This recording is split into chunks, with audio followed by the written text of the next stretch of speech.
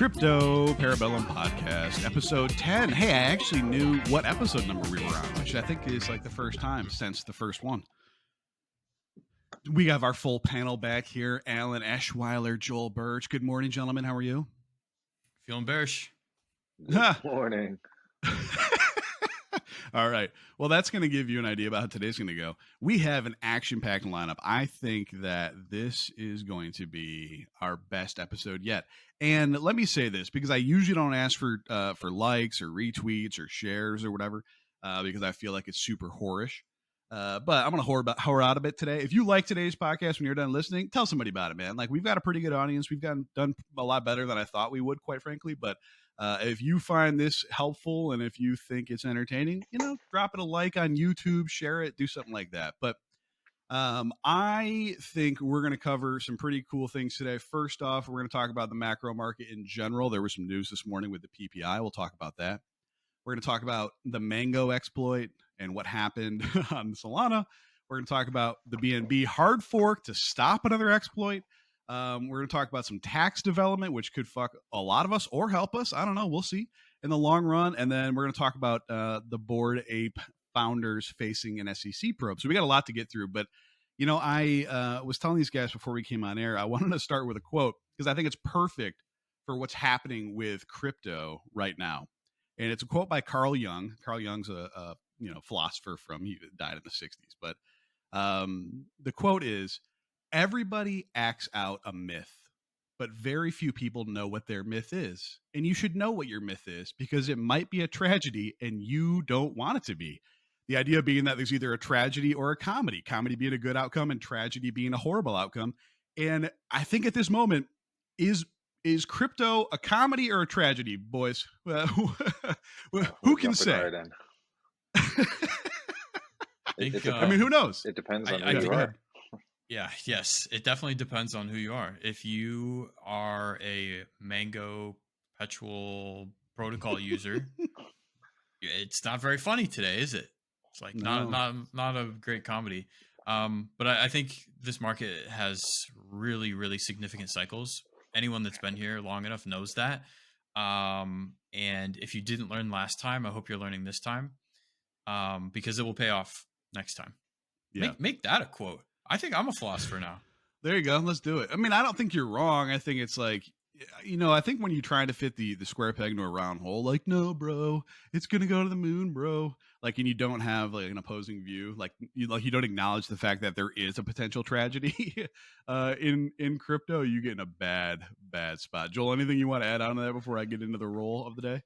Well, we've all had different experiences, right? For me, crypto's fucking hilarious. The last 5 years of my life need to be made into a movie, and I'm not alone.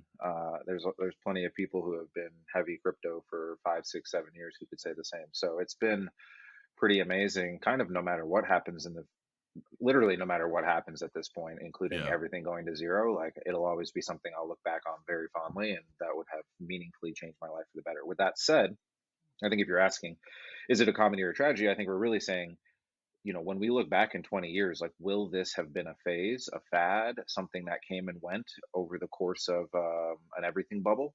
Or was there like legs to it, right? And so one thing that I think of sometimes is like, what if when Web3 got all popular, it wasn't built on blockchain, and instead it was built on something that hasn't been invented. Then Web3, we'd all be talking about this new thing, whatever this thing is. Crypto is dead.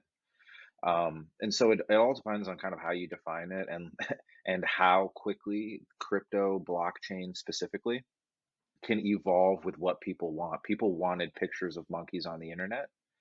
That was something that was doable via blockchain. If that was more easily doable via something that isn't blockchain, then what does that mean for crypto? So I don't know, but what my speculation is that blockchain technology does have legs. Is not the VCR, the VHS. It is something that will be a meaningful infrastructure in the future. So for me personally, I think it's definitely a comedy. Yeah, and I think it's just like the like awareness piece, right? You need to know where you are, and you need to have like flexibility of viewpoint.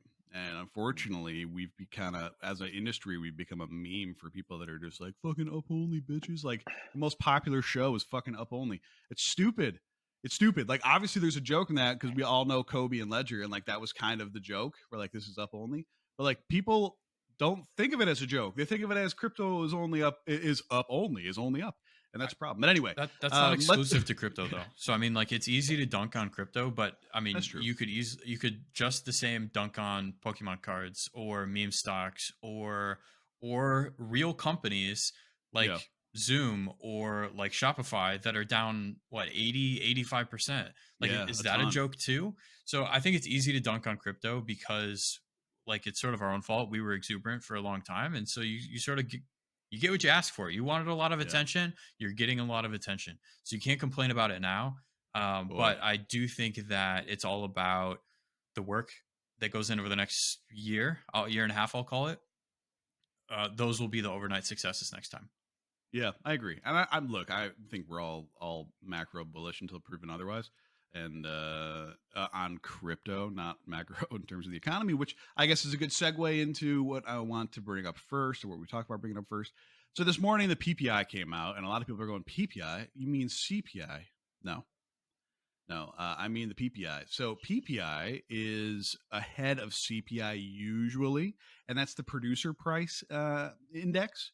And it essentially measures inflation at the wholesale level, not at the consumer level, which obviously they mark up more heading on to consumers, right? So it's essentially the raw cost to produce goods.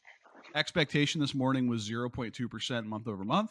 It came back in at double that, 0.4%. So which means we've been doing rate hikes, and this is why this is funny. Okay, there's almost like a symmetry to this.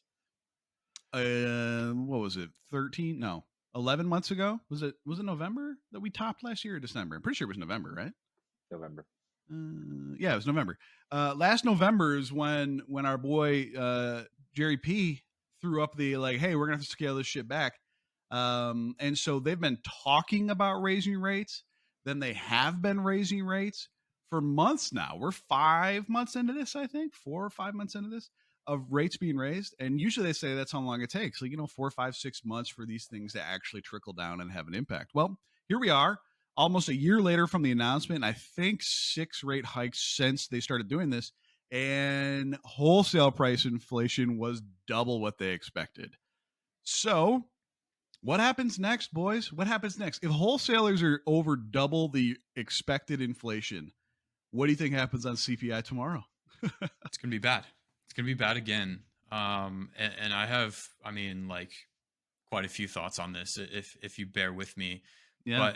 But this is why my market outlook is so bearish. Right now, I think it really doesn't matter what the Fed does. The macro environment is driving the destiny. The Fed's job right now is they're set on killing the economy to handle inflation. Mhm. CPI prints are, I think, what we watch to tell us when the pain is really, really over. The Fed's being ineffective at actually handling the CPI, and I think that's because of two things that are outside of their control. It doesn't matter how much you raise rates if energy prices, as a result of Russia Ukraine, which we've talked about so many weeks now, so let's not get into that. But Yep. it's not just Russia Ukraine; it's also counterproductive ESG policies. They're shutting down clean nuclear energy options. And now the question is, and it's a perfectly reasonable question, will Europe survive the winter? I mean, gasoline, Yeah. hydrocarbons, that expense makes moving anything anywhere in the world super expensive. It doesn't matter how much you raise rates, it doesn't impact oil pricing because of an external conflict. And so the Fed cannot control energy prices.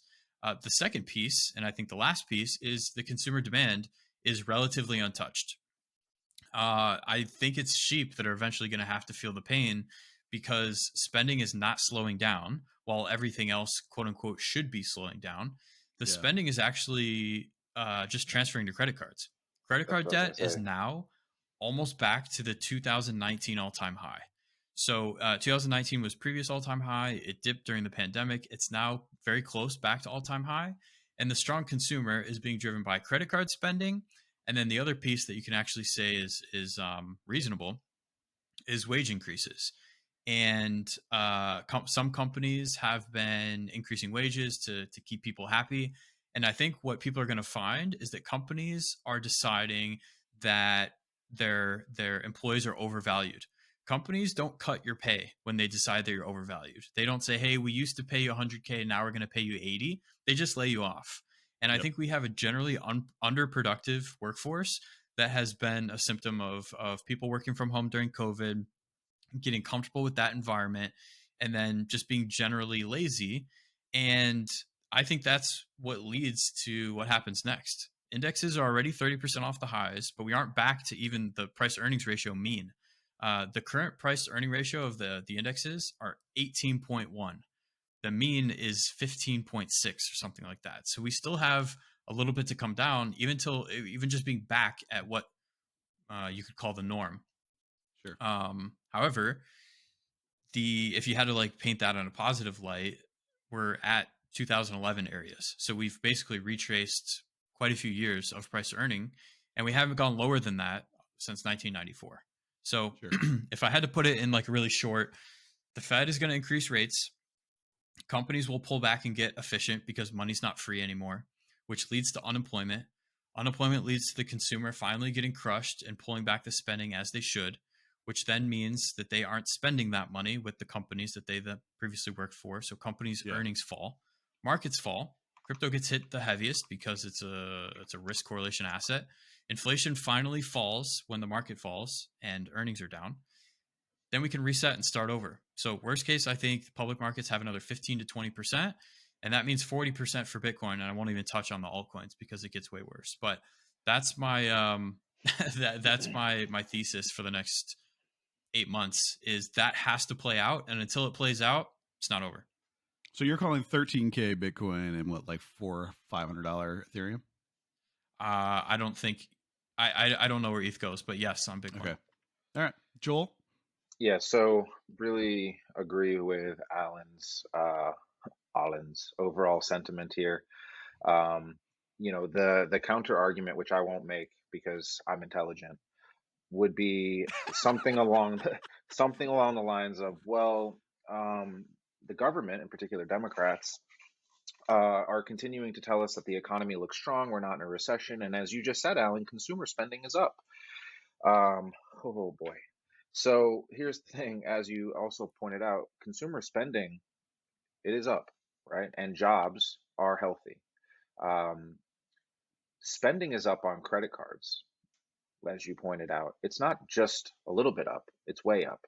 But also, what are people spending what are people spending on their credit cards? It's not luxury goods. And it's a lot less vacations and airfare than it was even 6 months ago, let alone 12. So what it is gas, is energy, it's food, it's essentials. When people are going into credit card debt, it's one thing to put that Best Buy TV on a credit card that you really wanted. It's another thing to constantly go into more and more debt to buy food. When you compare that to the consumer savings rate, it's not pre-pandemic levels. The savings rate is in the levels not seen since 2005, 2006. It is down somewhere in the neighborhood of like 75%. And not only is it the lowest it's been since 2005, 2006 timeframe ish, that's the lowest it's ever been ever since they started recording the personal savings rate. And and it has fallen off a cliff. So what this shows is that as soon as the wage tightening starts to happen, and that's inevitable, it's already being announced by the biggest companies on earth. Facebook, Google, they're saying Right. get productive or you're gone. Yep. And so when you already know that's coming, we already know inflation's real. We already know all these things are real. And then you just look at the data that the average person is going into debt and has completely dwindled their savings. And their savings rate is almost zero now. People aren't saving any new money. I mean, we're already in a recession. This is more like depression territory for me. And as a result, anything speculative from an investment standpoint, up to and including crypto, most certainly, is only going to be in for more downside. And that is sad. Like this is not like something I think we want to Yeah. gloat about being right. This is sad. Like you actually have to put into real life terms what this Yep. means for people. People losing their jobs means the fact that they were already going into debt to just stay alive means that they can't anymore. And so you are losing things like your house. You are continuing to cut a budget that doesn't exist. You're already in debt. You have no savings. It's going to get really, really bad for a lot of people, and that should make all of us sad. Also, we're getting close to November, which means the election, and it's likely, I think, that the House flips and becomes Republican, and so now you have sort of like a gridlock, which historically is good, but I think, Jared, you made a point, or maybe it was Joel made a point. You have current leaders basically saying we might have a slight recession. No, no, no. We are already in it, and if we do have what your idea of a slight recession is, it's going to get very bad because I feel like it's a house of cards right now. Yeah. So just real quick, because you brought it up, and as my brain goes, so you think House flips, you think Senate doesn't? So you think Yeah. split? Yeah, and that's 100. Well, we don't have to make it a politics podcast, but it's 100% Republicans' fault. They should have no problem winning, yet they continue to have a really hard time picking good candidates in primaries, and Boy, don't they? that's a party problem that I hope gets resolved, but it doesn't seem like it will anytime soon. Yeah. Was it Georgia? Was that Herschel Walker? Stop picking And terrible Dr. Oz. candidates. Yeah, it's pretty good. Yeah, and the other one, it is pretty funny. And Yeah, I live in Ohio, by the way. Sorry, one really Yeah, comment, go ahead. short comment on this. I live in Ohio, which in last November was more red than Texas. Okay, and it's now a toss up for the seat, and that is because for whatever reason, Republican primaries can't pick good candidates. They just go with whatever makes them happy, and they don't think about electability. Yeah, yeah, that's yeah. I don't want to get into it, but offline, I'm gonna tell you guys a story about some people I know that are deep into the RNC and how they go about picking candidates. It's pretty wild. Anyway, I don't disagree with you guys. The only thing that I would kind of offer up. So let me ask this, then we'll move on to like our crypto related news or other things. What happens if they go, all right, fuck, let's just print, fuck it? Because like I think that's what most people are speculating about, is that they like right now it's easy to raise rates. Would you agree? Because we're raising rates right now, and as Joel just pointed out, and Alan, there's no meaningful difference in people's lives. They're just transferring it from, I put it on a credit card, I'm still kind of doing what I'm doing. Like consumer spending pretty much the same. And so it's easy to raise rates right now and not have people be like, what the fuck? You just can't buy a house. If you start, That's what I was going to say. I didn't want to interrupt you, but it's housing. Housing is okay, where but people feel housing, that. hold on. Housing is Friday. No, housing is next week. Next week on the 20th, existing home sales. Forecast is 4.7. Last month was 4.8 million. Okay. So they're still moving. We're not seeing some drastic decline yet. This is my point. My point is these rates are being raised. Yes, some people are getting laid off or the job openings are declining, and you're starting to see that a little bit. But for the most part, like, look, I know people from all walks of life, as I know all of you do. I have not heard like, man, fuck yet. Like, I really haven't. Go on So LinkedIn. let's say, well, okay. Go on LinkedIn and look at any of the tech companies that are in growth mode, and it's like, oh, me and my friends, impacted by a 30% layoff. That's becoming more common. Fair enough. But I feel like those people are probably more hireable. Okay. So like to your point, where Joe Everyman needs to get hit, that's not Joe Everyman. If you have an engineering degree, or if you are one of those types, like you're good, maybe you're not making 280 grand a year. Now you're making 150, whatever. Like you're going to be all right. It's not you that I'm talking about. It's when Joe Everyman all of a sudden is getting absolutely boned. And then you see Jerome Powell come on and go, hey man, we're raising rates again. And people are like, what the fuck? And they lose their mind. And now they show up at the polls, and you got a major issue there. Cause like those are the people who vote, man, like moms and people that are real angry. Like that's it, dude. Like those are the, so at what point do they go, all right, man, God, we have to kind of turn this thing off? Cause like, let's be real for a moment. I don't disagree with either of your guys' outlook, but this happened once already. This happened in the 70s and 80s, and they just inflated their shit away. It's exactly what happened. Well, the average earnings in the 70s was like fucking $4,200 a year. Right. Okay. But you're forgetting that the way that ended was 20% interest rates under Reagan. Yeah. So yes, they inflated it away, but then the pain came. So I Yeah. don't disagree with you. I think it's a fine point to have. It's the same point that Chamath makes on the All In podcast week after week. Is like, yes, everything looks bad, and it doesn't matter because the Fed will bail us out. So it's a fair point. It happened in Right. England, right? So Yeah. England, Already. what do they call Well, it? too. Equit or whatever the bond Go ahead. is. Basically, there's no buyers for bonds. They've wiped out the last, what was it, 15 years or 13 years of bond Yeah. gains. And Yep. pension funds are saying the government has to buy this, otherwise we're all screwed. So Those were all screwed. it's a Yep. fair point to make, Jared. I don't know.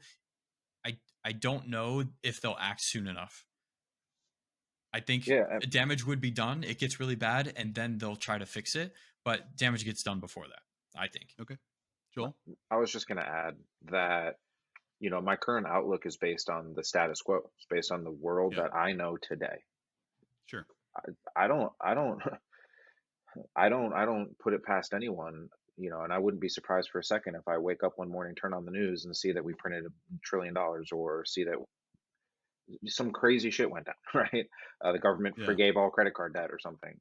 Just something insane, right? They just paid everyone's debt. I don't know, something insane, right? So I don't put it, and then my outlook may very well change. So to Chamath's point, someone I really respect, and certainly to your point, Jared, like, yeah, there's definitely a way that I could see it, but I just don't know if I don't know if that's a band-aid. I don't know if printing a bunch of money or whatever the solution that they come to is, um, makes things look good for a couple more years and then we do this again. Like, I don't know. I'm not Yeah. an Right. economist. Right. So, Yep.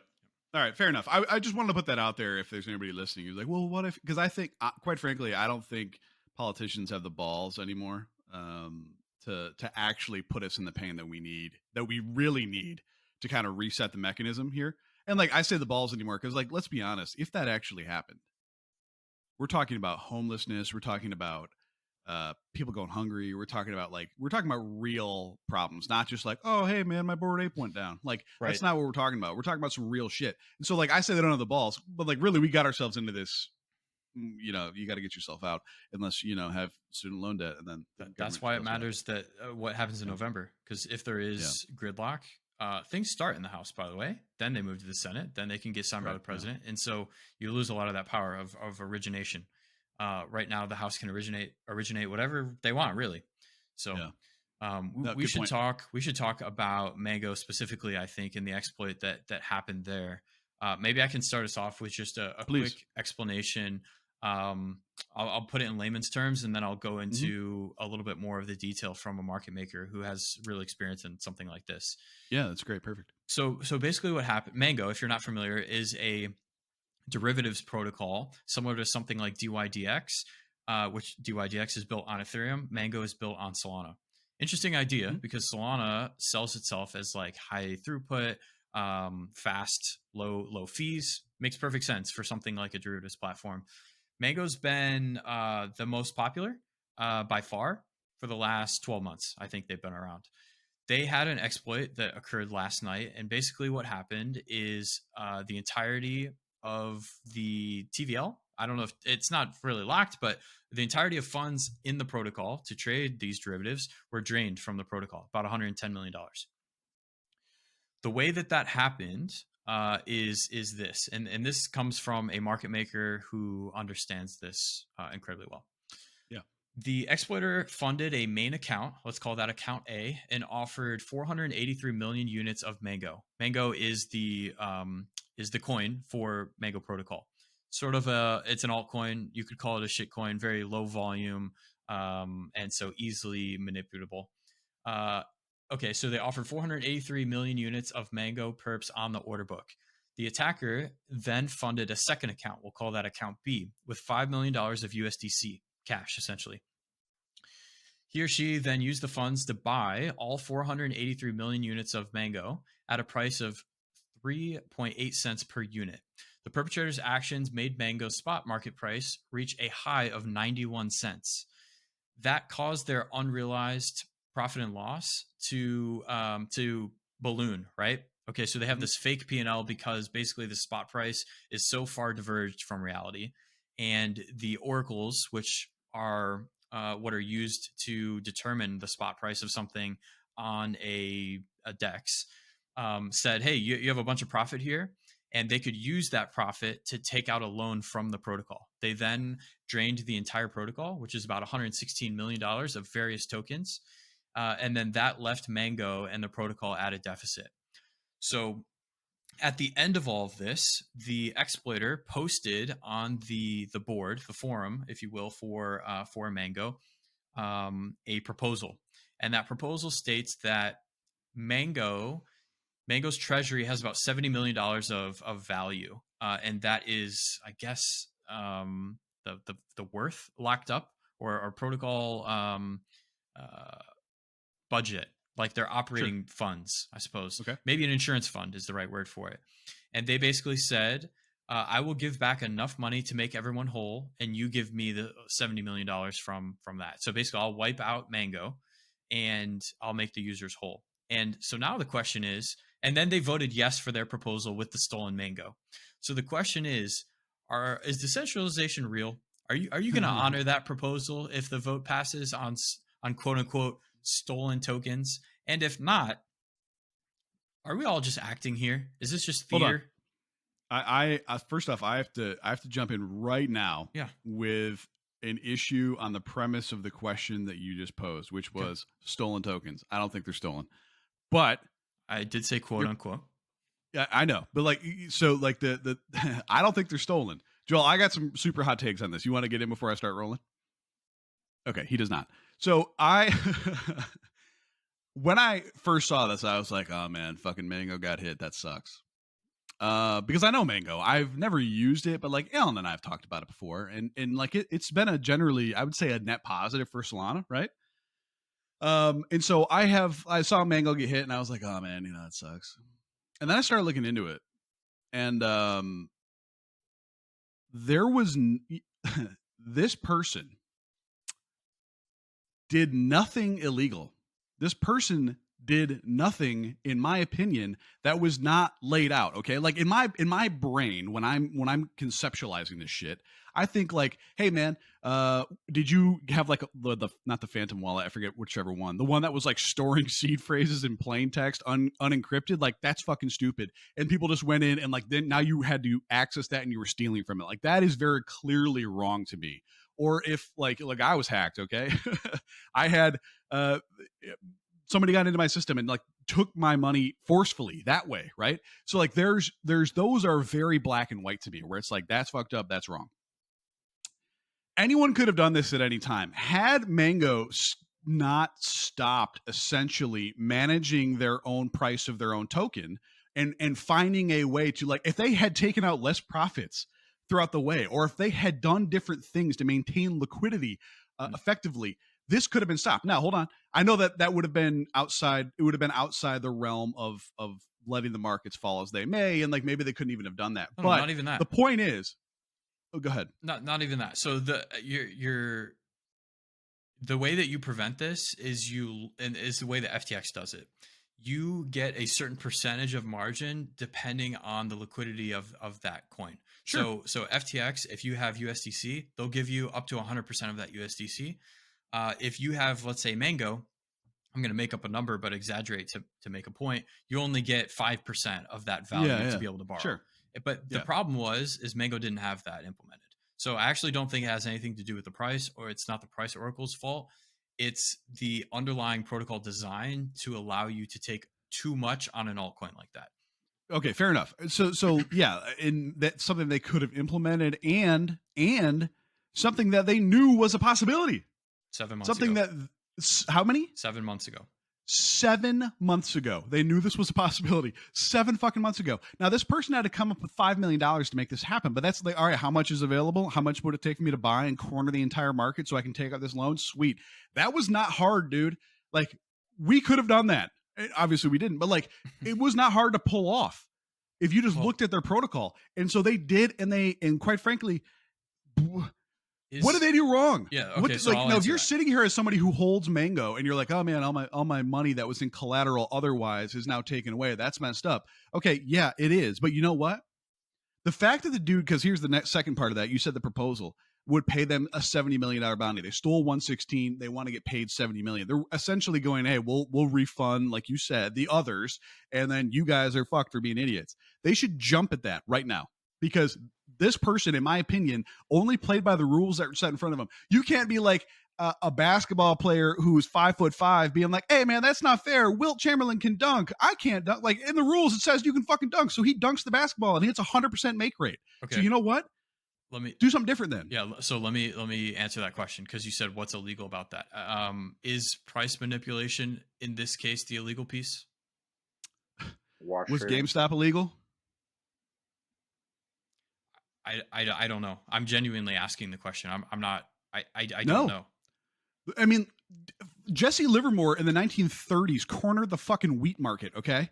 And did the exact same shit and said, if you guys want, I think it was wheat. Anyway, he cornered a commodity market and was like, you guys want to play games? I own every fucking bushel that is in existence. This is how we're going to do it. And he didn't go to jail. He made a fuckload of money on that, okay? So no, it's never, okay, but it happened in GameStop. GameStop was like, yo, you guys are over leveraged and we're going to put it in your ass. Essentially, we're going to withdraw our shares from being lent out. Now there's a net excess of shorts and we're going to jam this thing. None of it was illegal.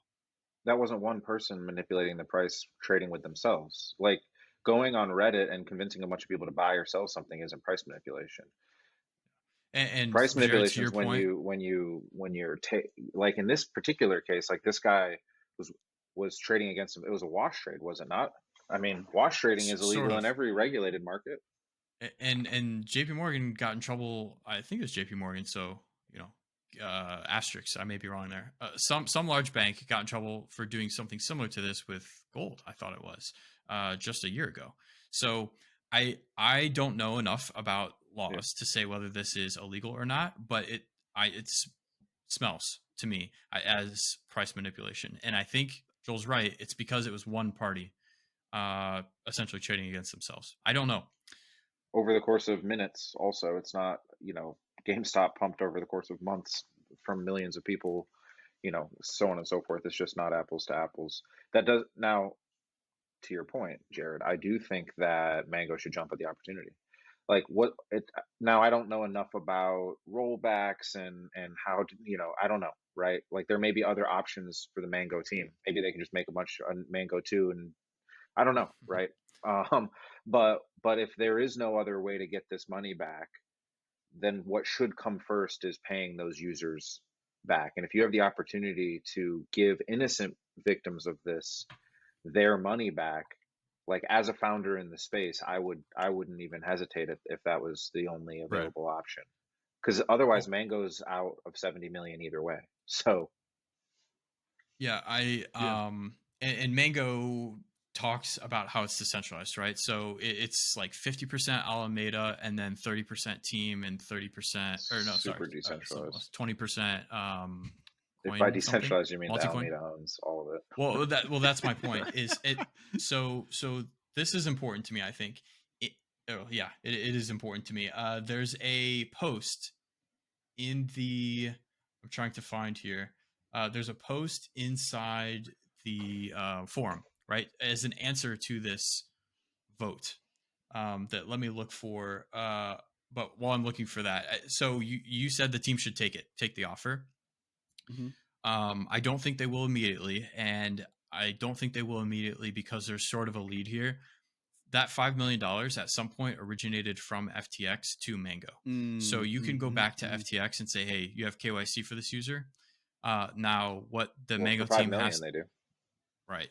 Yeah, no shit. Unless it's a stolen account or it's fake, right? Like those are all potential options. Yeah. But so what the Mango team now has to do to get that answer is the FBI has to subpoena FTX in the Bahamas, which takes several weeks. So I don't think this will be immediately accepted. I don't think it'll be Would immediately FTX resolved. not just willingly help? Why do they think, require well, a subpoena? Because that's a bad especially precedent with for them. Alameda. If you're not compelled to do it, like if you're not compelled to do it, then you're like, yeah, we'll just give out your information the as person we who see fit. exploited our protocol that your founder owns 50% of took $5 million from your centralized exchange. That sounds pretty compelling to me. It's Like I possible just that they do, but worst case scenario, it takes 3 weeks and they sort of drag it out. But you guys should continue while I look for this Okay. post. So like a couple of things, because I guess I didn't really. I mean, I knew that about Mango, but it didn't immediately pop to mind. Like $70 million isn't shit to Alameda. It really isn't. Like that's not the point. It certainly isn't. But like it's not shit to them. They could handle that easily well, if they wanted to. take it from an Alameda portfolio company. We're one of Alameda's Yeah. first ever investments. Okay, they have made 80,000 investments. They're not going to step up and give $70 million to Mango. Very likely. I mean, if Mango loses their entire treasury, Mango goes out of business, and that's a death in the bear market, and it happens all the Yep. time. You know, Alameda is very unlikely, in my opinion, to bail them out. Okay. I found the fair enough. post that I All right, wanted go to ahead. reference. So Yeah. this was posted by someone from the Mango team.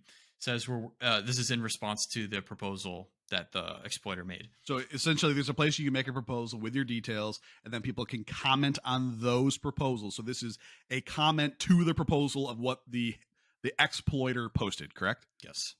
Okay. Yes. So they say we are working through tallying the losses and limiting losses wherever we can. I can't give a concrete proposal yet, but these are my objectives in order of importance. And I'm about to make a case for this is the wrong order, buddy. The wrong order. So Okay. this is what he says the order of importance is to him. 1, you are cleared of any wrongdoing. 2, you make a healthy profit. So before this next point, we care that you are cleared of wrongdoing and you make a profit. Then we care all Mango depositors are made whole. And 4, the Mango DAO maintains some treasury to rebuild. What do you think? You got your priorities wrong. 1, make Mango depositors whole. 2, you make a healthy profit, I'll say. 3, you're cleared of any wrongdoing. 4, Mango DAO maintains some treasury to rebuild. Yeah. Teams have to take responsibility.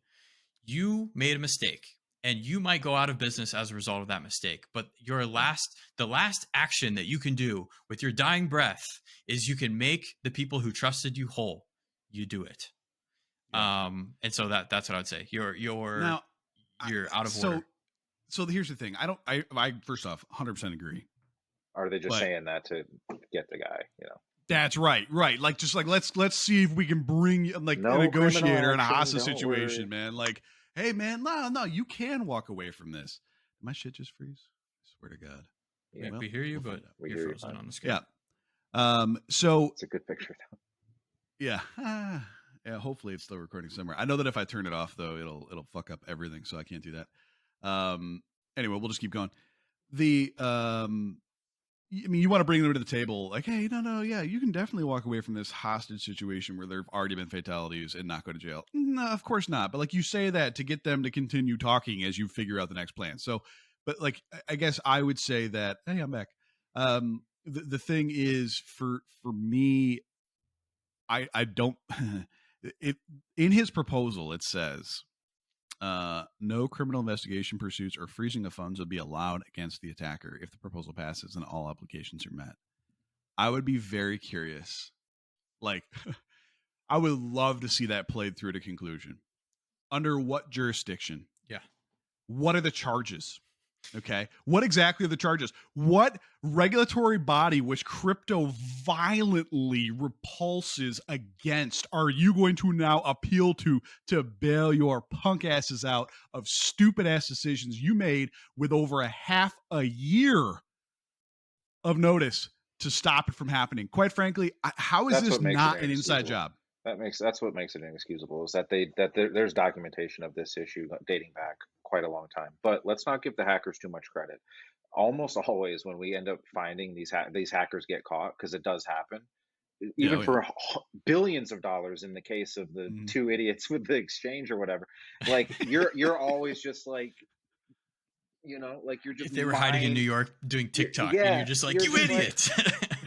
and it's a lot of times some young kid, like it's you know, because super sophisticated intelligent people who probably had plenty of opportunity to exploit Mango plenty of times are working on interesting things, and good moral people who have, you know, whatever, you know. So very likely, especially if like I don't think it's that crazy to suspect that like this hacker literally could be traced back to FTX, and FTX would be like, oh yeah, it's John Smith in fucking New York, It's and then possible. they're Right. like, so we'll see. It's possible. I think it's decentralization theater. Or are you going to honor that proposal if it passes? And then it was quote unquote stolen mango. Let's call it exploited mango. So does that count towards the vote? I don't know, but I Oh think my God. this decentralization theater sort of leads into potentially another topic, Jared, that I know you want to Yeah, cover, which it is does. BNB and sort of Yeah. the hack there. So I'll let you set that up. Yeah. So first off, this happened on October 6th. This is 6 days ago. Binance confirms BNB cross bridge hack. Okay. So there's the Binance has had their beacon chain for a long time.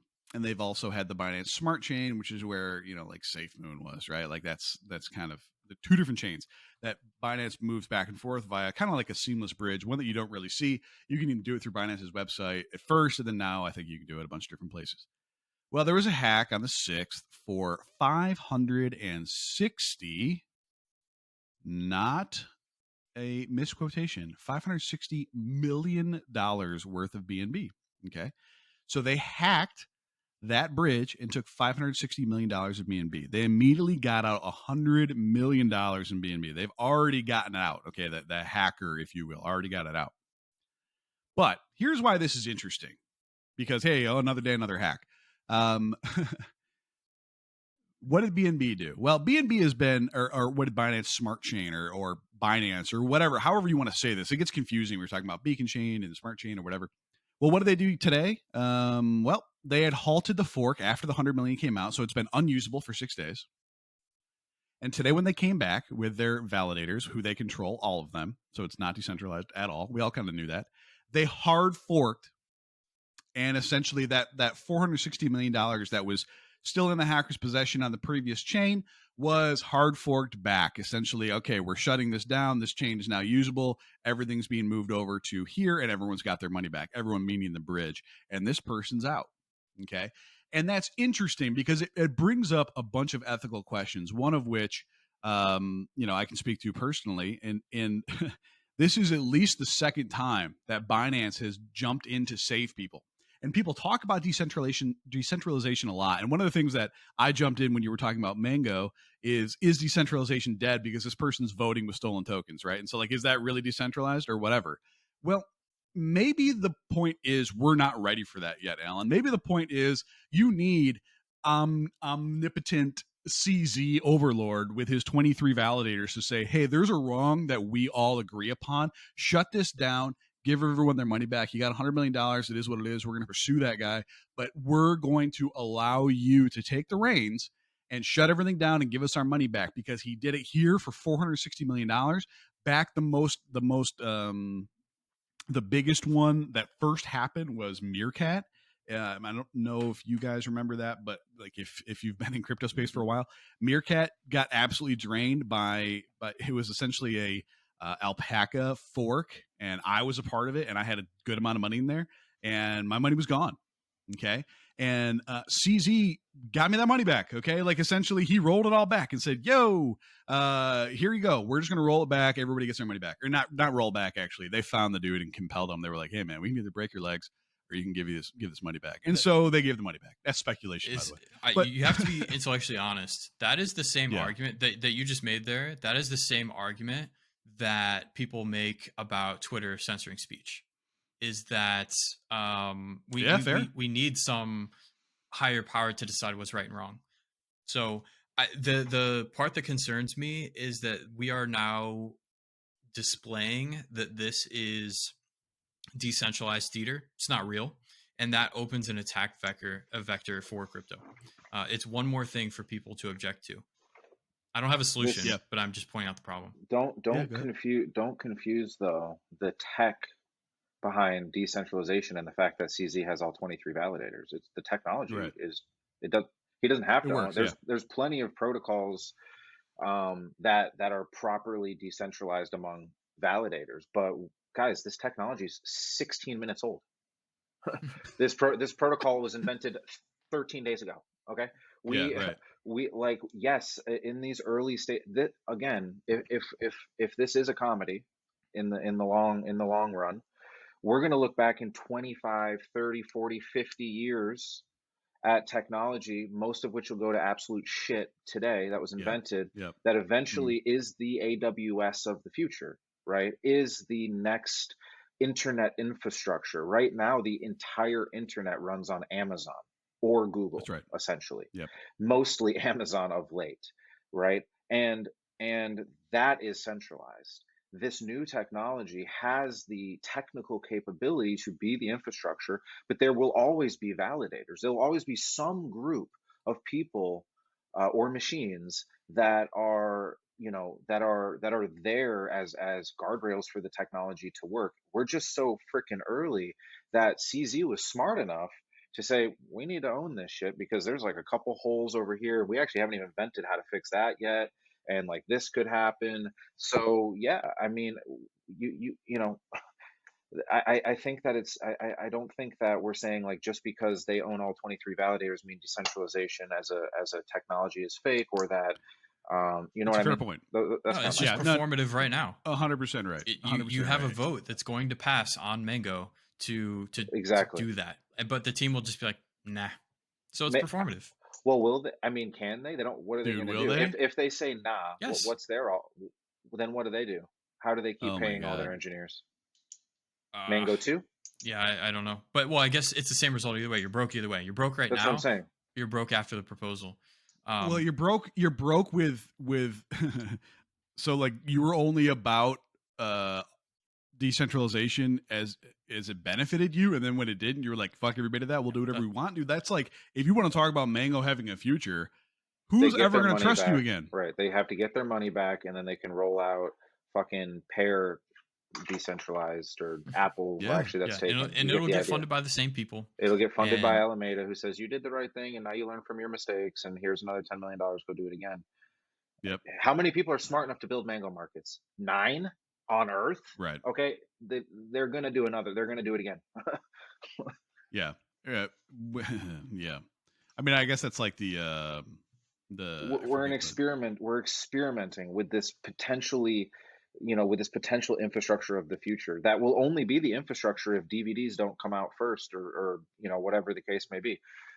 Back to the VCR analogy. See, I do this a lot. I okay, bring yeah, old points back. I was Remember, like, you what guys are you remember when I talking about? made the VCR analogy earlier? I VHS. do. I do. Okay, Way to so pull a full circle. I enjoy that. that we're in the first inning, gentlemen, and there are plenty of examples of proper decentralized protocols that are way smaller than fucking Binance, and there's way more on the Yeah. line with BNB and Beacon Chain and all of that sort of stuff, and thank God that that it is something they can roll back, because it doesn't matter to CZ, but the $400 million that they're getting back is all belongs for the most part not to the everyday Joe, because the everyday Joe's not really using Beacon Chain for $400 million, but like it's coming back to the Yeah. rightful owner, and that's the Yep. most important. Back to the Mango point, like getting the users whole is priority one first, because without them, then there is no there's future nothing to else. crypto. We need them to Yeah. have $400 million so they can put some of it into Path and some of it into other things, and other Right. and DYDX and Mango too. Otherwise, none of it matters.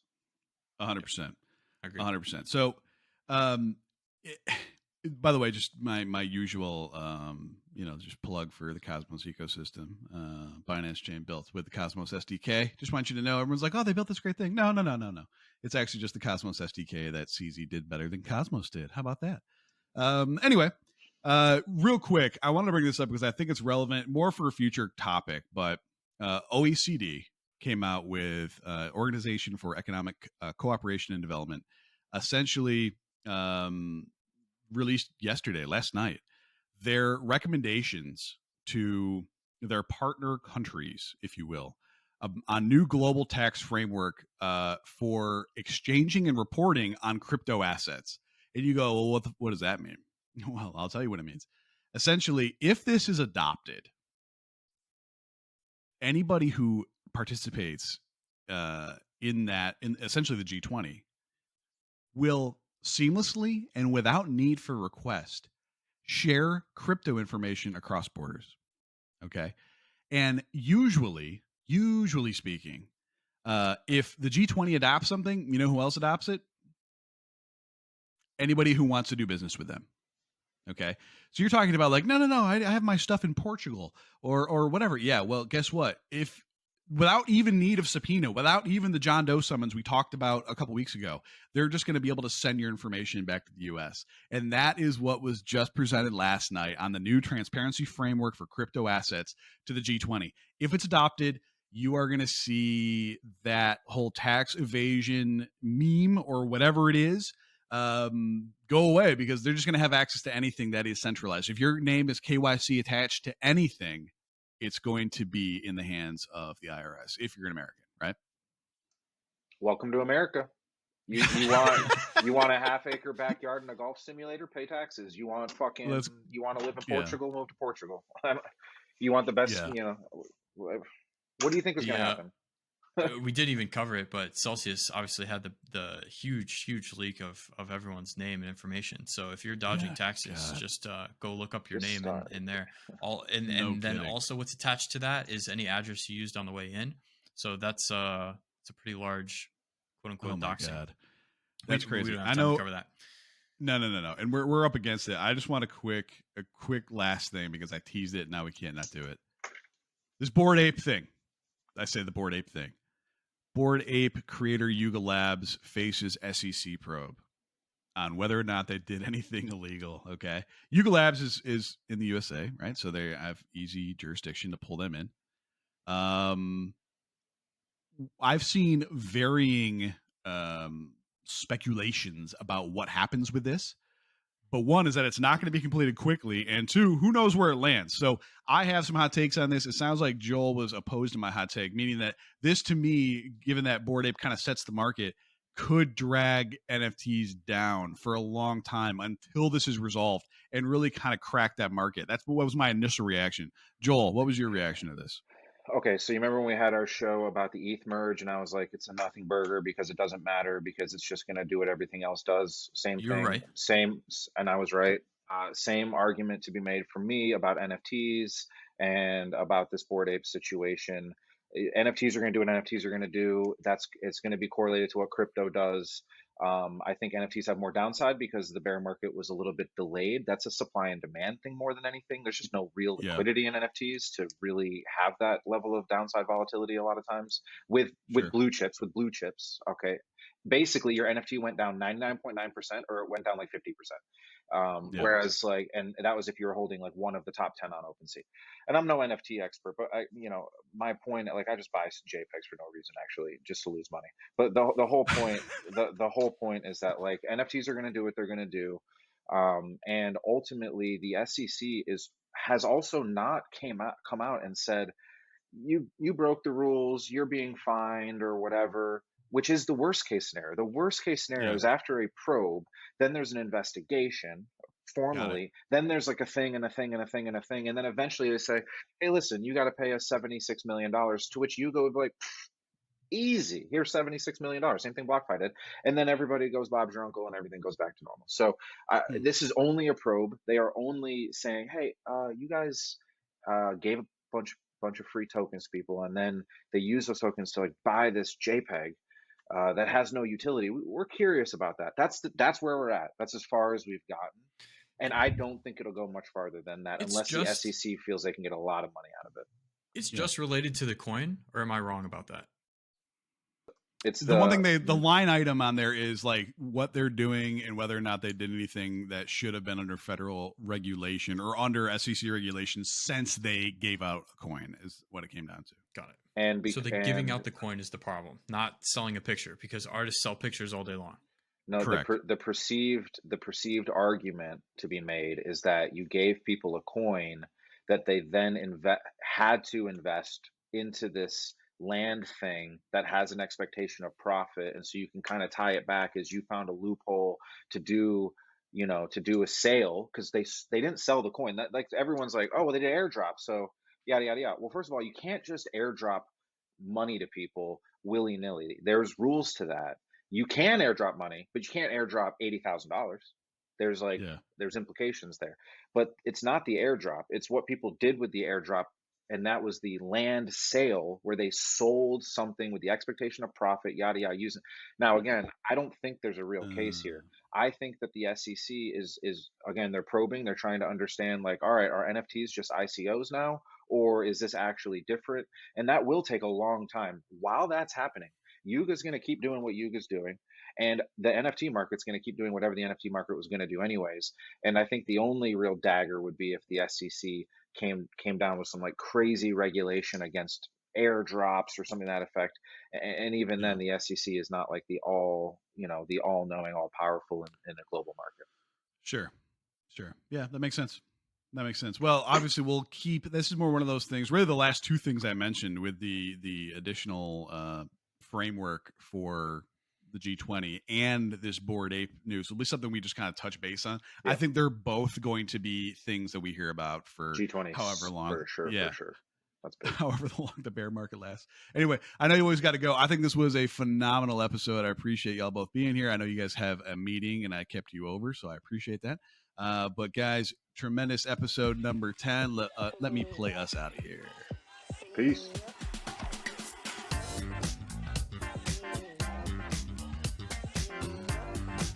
Crypto Parabellum Podcast, episode 10. A lot of people thought last week there was a hidden track because apparently there was 10 minutes of extra time after, and then it just went dead. And no hidden track. Sorry about that, guys. We fired our editor.